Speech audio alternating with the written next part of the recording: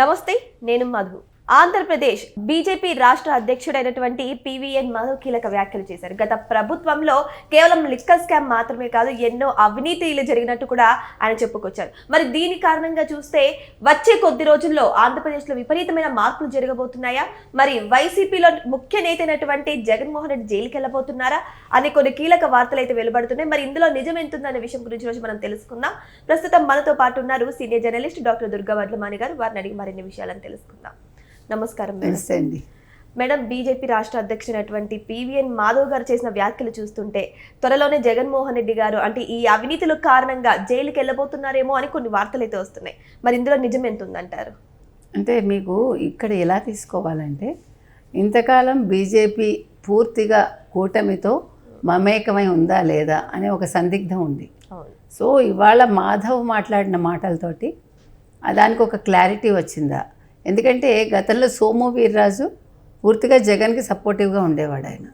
కానీ ఇవాళ మాధవ్ మాటలతోటి పర్వాలేదు, ఇప్పుడు బీజేపీ కూటమితోటే ఉంది అంటే వాళ్ళు కూడా జగన్మోహన్ రెడ్డిని నెగిటివ్గానే చూస్తున్నారు అనే ఒక మాటకి కొంచెం తావిచ్చింది ఈయన మాటలు. అవునా? అంటే కొద్దిగా మీరు ఓకే పర్వాలేదు, ఇప్పుడు ఈ కేసులు మూవ్ అవుతున్నాయి, ఎవరికి వాళ్ళ పని సజావుగా చేస్తున్నారు, ఒక లిక్కర్ స్కామే కాదు మిగతా విచారణలు కూడా కొనసాగుతున్నాయి. మొన్న ఇప్పుడు విజయసాయి రెడ్డి వెళ్ళాలి, మళ్ళీ నిన్న మిథున్ రెడ్డికి నోటీసులు వెళ్ళాయి. సో ఇది ఒక పక్క జరుగుతోంది. అయితే ఇప్పుడు నితిన్ నబీన్ని జాతీయ వర్కింగ్ ప్రెసిడెంట్గా బీజేపీకి ఆయన 2 సెట్లు ఇవి వేశారు, ఆయన ఏమంటారు నామినేషన్లు.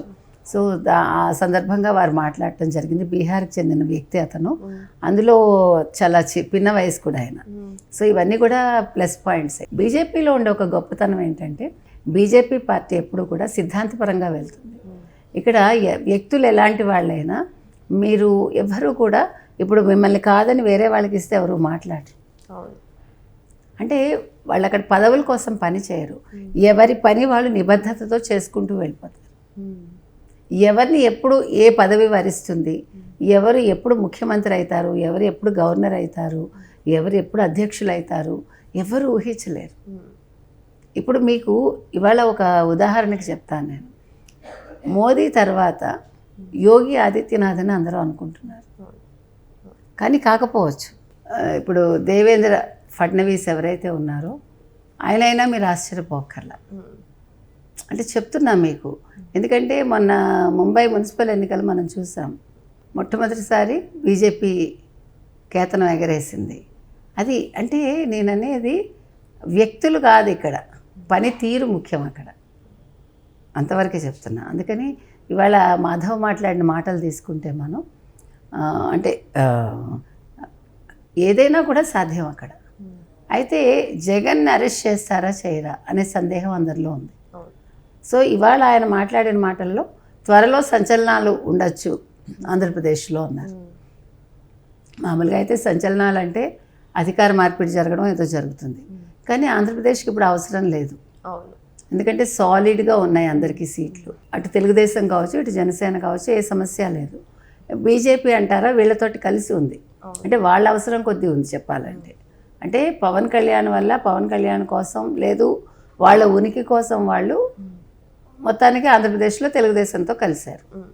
ఏది ఏమైనా కూడా ఇవాళ తెలుగుదేశం కావచ్చు, లేదు ముఖ్యమంత్రిగా ఉన్న చంద్రబాబు నాయుడు కావచ్చు, ఎటువంటి అధికార మార్పిడి కానీ లేదు, అసలు మార్చాల్సిన అవసరం కూడా లేదు. ఎందుకంటే మరో 15 ఏళ్ళు ఆయనే ముఖ్యమంత్రిగా ఉంటారు అని మనకి పవన్ కళ్యాణ్ చెప్పడం కూడా జరిగింది.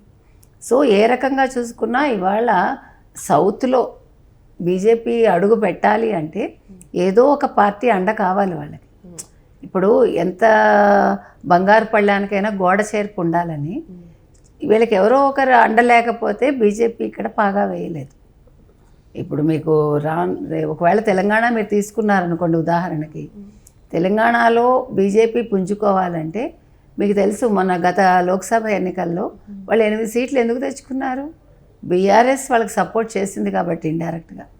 బీఆర్ఎస్ అసలు అక్కడ పోటీ చేయలేదు, అందుకని 8 వచ్చాయి. ఇప్పుడు మళ్ళీ మీకు సమీకరణాలు ఎందుకు మారుతాయంటే రానున్న ఎన్నికల్లో మారుతాయి ఖచ్చితంగా, 28 నాటికి మారాలి. అప్పుడు బీఆర్ఎస్ ఎక్కువ శాతం సీట్లు బీజేపీకి ఇచ్చి తక్కువ సీట్లు తను తీసుకుని బీజేపీకి సంబంధించిన వ్యక్తిని ముఖ్యమంత్రి క్యాండిడేట్గా ప్రకటించినా మీరు ఆశ్చర్యపోకర్లేదు.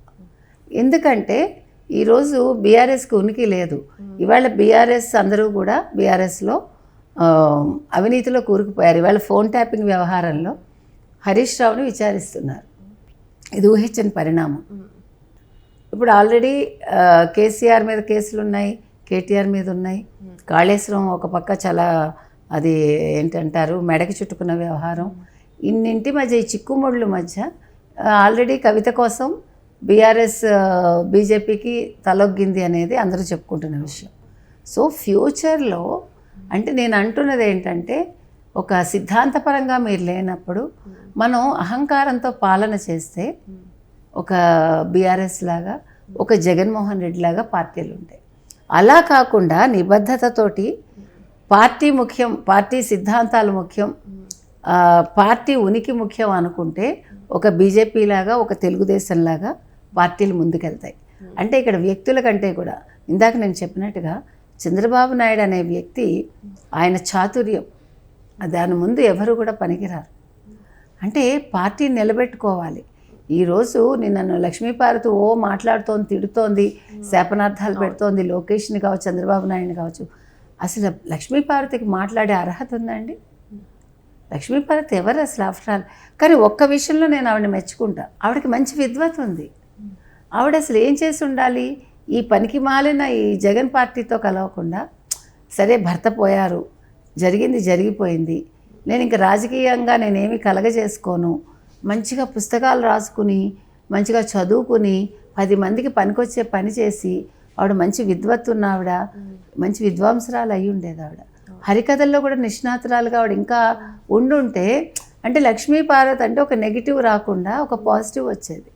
అంటే మనకి మనమే చెడు ఎట్లా చేసుకుంటాము చూడండి. ఏనుగు తన నెత్తి మీద స్నానం చేశాక మళ్ళీ తనే మట్టి వేసుకుంటుంది, అట్లా ఉంది ఇది. నేను ఎందుకు చెప్తున్నానంటే ఆ రోజు లక్ష్మీపార్వతి తీసుకున్న నిర్ణయం తెలుసుకుని చంద్రబాబు నాయుడు వెంటనే స్పందించి ఉండకపోతే ఇవాళ తెలుగుదేశం ఉండేది కాదు.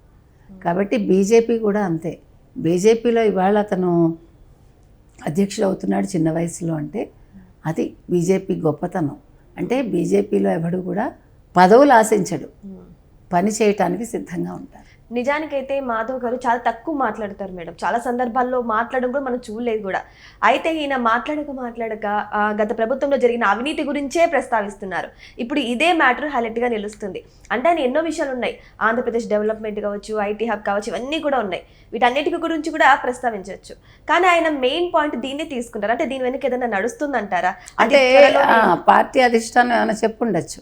ఇప్పుడు జస్ట్ లైక్ దట్ ఆయన మాట్లాడరు కదా, అన్లెస్ అంటిల్ మీకు పైనుంచి ఏమైనా సంకేతాలు వస్తాయి తప్ప వచ్చి ఉండొచ్చు, నువ్వు ఓపెన్ అప్ అవ్వని చెప్పి ఉండొచ్చు. అంటే దీనివల్ల ఏంటంటే కొంచెం పాజిటివ్ వైబ్ బీజేపీకి. ఓకే, బీజేపీ జగన్తో కలిసి లేదు, వాళ్ళు కూటమితోటే ఉన్నారు అనే ఒక విషయాన్ని ప్రజలకు వివరించడానికి ప్రయత్నించారా? అంతే. ఏదేమైనా సరే బీజేపీ రాష్ట్ర అధ్యక్షుడైనటువంటి మాధవ్ ప్రస్తావించిన ఈ మాటలు అయితే ఇప్పుడు కీలకంగా మారాయి. మరి త్వరలోనే నిజంగానే ఆయన మాట ప్రకారమే ఏమన్నా సంచలనాలు సృష్టించే అవకాశాలు ఉన్నాయా లేదా అనేది వెయిట్ చేసి చూడాల్సిందే. Thank you so much. Thank you.